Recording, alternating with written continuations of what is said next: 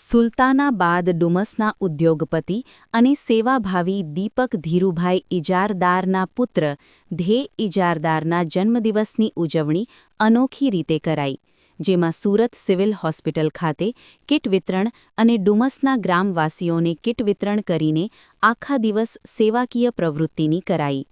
હંમેશા સેવાકીય પ્રવૃત્તિમાં આગળ રહેતા દીપક ધીરુભાઈ ઇજારદારના પુત્ર ધ્યેય ઇજારદારના 19મા જન્મદિવસ નિમિત્તે આખા દિવસ દરમિયાન સેવાના કામો કરાયા હતા, જેમાં સૌપ્રથમ સુરતના સિવિલ હોસ્પિટલ ખાતે 1200 જેટલા દર્દીઓના સગા સંબંધીઓને અનાજની કીટ અને જીવન જરૂરિયાતની વસ્તુઓ વિતરણ કરાઈ હતી.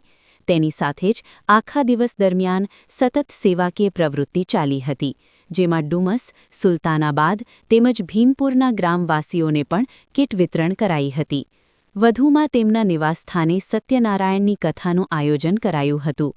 કથા પછી પ્રસાદ વિતરણ તેમજ કેક કટિંગનું કાર્યક્રમ પણ રાખ્યું હતું. સમગ્ર કાર્યક્રમમાં સુરત શહેરના જાણીતા આ બધા પેશન્ટોને પાછું આપવાનું મને બહુ આનંદ આવે અને છે. અનોખી રીતે આ બર્થડે સેલિબ્રેટ કરવા સેવાકીય કાર્યો સાથે કરાઈ હતી. પપ્પાએ જ સજેસ્ટ કર્યું ને મને તો કંઈ ઉપકાર નહીં હતો આવું કરવામાં, અને મને બી ખુશી થઈ આવું બધું આપવામાં. બસ વધારે કંઈ નહીં બીજું.